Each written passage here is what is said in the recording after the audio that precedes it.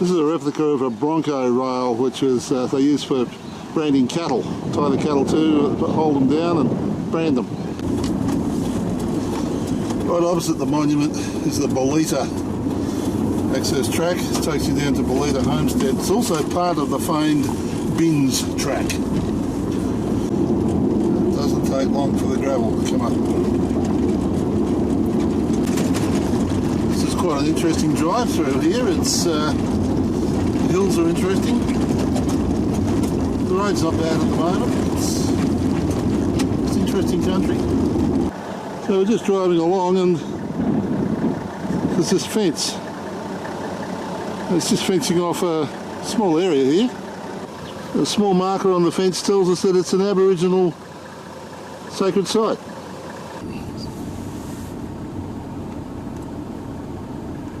Little fella sitting in the middle of the road.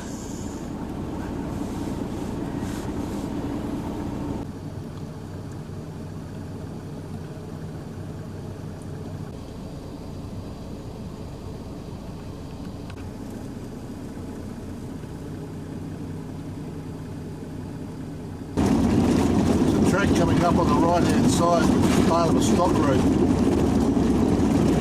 You don't enter from this end, you enter from the other end. It's about a 90 kilometre loop, or 70 kilometres for the actual loop itself. It says no entry authorised vehicles only, but it is the end of a stock route, we believe, or an old stock route. And it's one way because there's a jump up and a couple of creeks that can only be entered one way. It's part of the old Bullita stock route. They reckon that 70 kilometres takes around about 8 hours. The Tawakam track takes off to the left-hand side of the eastern side of the Bullita Road. It crosses across to the Buchanan Highway. Surprisingly and interestingly, it is not marked on any of the HEMA maps, even the Gregory National Park map, or the Topo 250.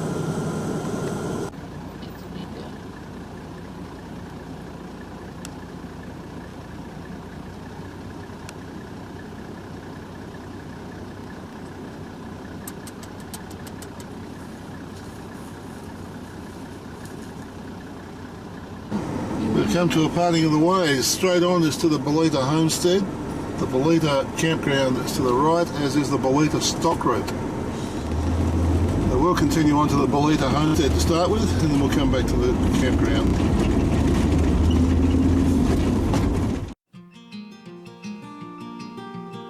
Bullita is located on the banks of the East Baines River. It was an outstation for the Durack family, who were firmly linked with cattle and the opening up of interior Australia in the 1880s. The name of one of the Duracks is carved into a nearby boab tree. Cattle were taken from Bullita and Humbert River stations along the road that runs through Gregory National Park today. The interpretive display in the homestead imparts more information about outback farming life.